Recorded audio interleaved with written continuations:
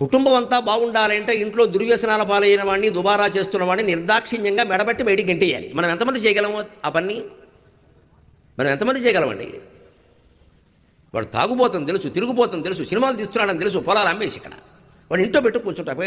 వాడే బాగుపడతాడు. ఇంకా కొంచెం విపరీత వ్యాఖ్యానాలు. పెళ్లి చేస్తే బాగుపడతాడు. పడ్డమ్మా దాని గొంతు కోసేయక. పెళ్లి చేస్తే బాగుపడతాడా అంటే మనం తప్పించుకోవడం బాధ్యత.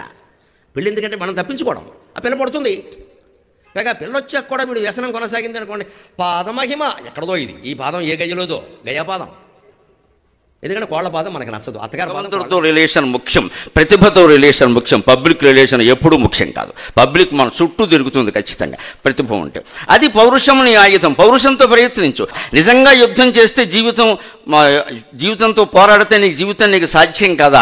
నిజంగా జీవితం అంతా పోరేనండి, సంసారం కూడా యుద్ధమేనండి. ఖచ్చితంగా సంగీతం ఆలోచించకుండానే అర్థమవుతుంది, సాహిత్యం ఆలోచిస్తే అర్థమవుతుంది. ఎంత ఆలోచించినా అర్థం కాదే సంసారం ఒకటే.